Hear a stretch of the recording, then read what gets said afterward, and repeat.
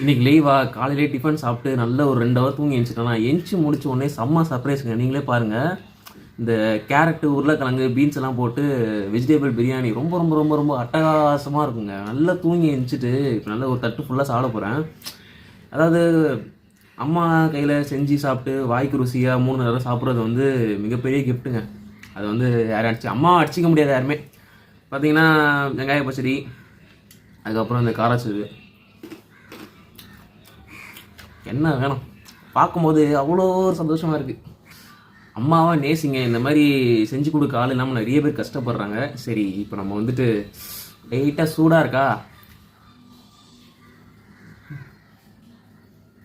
ஆஹா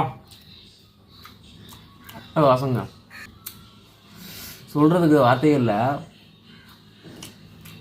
நல்லா சாப்பிடுங்க, நல்லா உழைங்க, அம்மாவை நல்லா பார்த்துக்கோங்க.